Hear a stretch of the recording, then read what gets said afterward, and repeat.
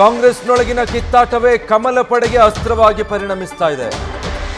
ಕಾಂಗ್ರೆಸ್ ಸರ್ಕಾರ ಬೀಳೋದು ಬೆಳಗಾವಿಯಿಂದಲೇ ಅಂತ ಬಿಜೆಪಿ ಕ್ಲೈಮ್ ಮಾಡ್ತಾ ಇದೆ. ಒಂದ್ ಕಡೆ ಸತೀಶ್ ಜಾರಕಿಹೊಳಿ ವರ್ಸಸ್ ಲಕ್ಷ್ಮೀ ಹೆಬ್ಬಾಳ್ಕರ್, ಅದು ಬೆಳಗಾವಿ ರಾಜಕಾರಣ. ಇನ್ನೊಂದು ಕಡೆ ಸತೀಶ್ ಜಾರಕಿಹೊಳಿ ವರ್ಸಸ್ ಡಿಕೆಶಿ, ಇದು ಇನ್ನು ಗುಟ್ಟಾಗಿ ಉಳಿದಿಲ್ಲ. ಎಲ್ಲದಕ್ಕೂ ಮುಖ್ಯಮಂತ್ರಿ ಸಿದ್ದರಾಮಯ್ಯ ಸೂತ್ರಧಾರಿಯಾಗಿದ್ದಾರೆ. ಕಾಂಗ್ರೆಸ್ ವಿರುದ್ಧ ಆರ್ ಅಶೋಕ್ ಈ ರೀತಿ ಕಿಡಿಕಾರಿದ್ದಾರೆ.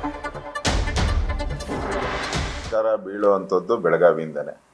ಒಂದು ಕಡೆ ಬೆಳಗಾವಿಯಲ್ಲಿ ಲಕ್ಷ್ಮೀ ಹೆಬ್ಬಾಳ್ಕರ್ ವರ್ಸಸ್ ಜಾರಕಿಹೊಳಿ, ಇನ್ನೊಂದು ಕಡೆ Jarkiholi versus D K Shivakumar. ಇದಕ್ಕೆಲ್ಲ ಕುಮ್ಮಕ್ಕು ಕೊಡೋ ರೀತಿ ಸಿದ್ದರಾಮಯ್ಯನವರು ಒಂದು ನಾಟಕ ಸೂತ್ರಧಾರರು ಯಾರು ಅಂದರೆ ಸಿದ್ದರಾಮಯ್ಯನವ್ರಿಗೆ ಕುರ್ಚಿ ಉಳಿಸ್ಕೊಳೋ ಅಂತ ಆಸೆ ಬಂದ್ಬಿಟ್ಟಿದೆ.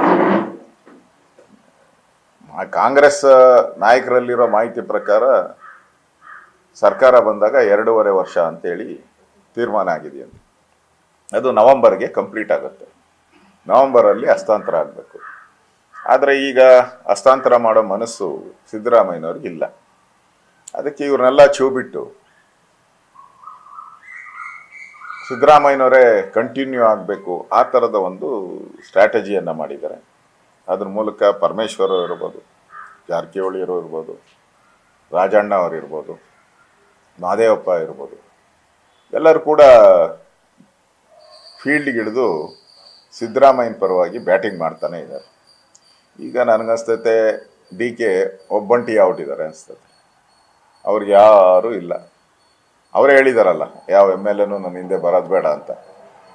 ಯಾಕೆ ಹೇಳಿದ್ದಾರೆ ಅಂದರೆ ಯಾರು ಇಲ್ಲ ಅಂತ ಇರ್ಬೋದಲ್ಲ. ಈಗ ಹೈಕಮಾಂಡ್ ಪಾದವೇ ಗತಿ ಅಂತೇಳಿ ಹೈಕಮಾಂಡ್ ಪಾದದ ಹತ್ರ ಕೂತಿದ್ದಾರೆ. ನ್ಯೂಸ್ ಫಸ್ಟ್ ನಿರ್ಭೀತಿಯಿಂದ ನಿಮ್ಮ ಪರವಾಗಿ.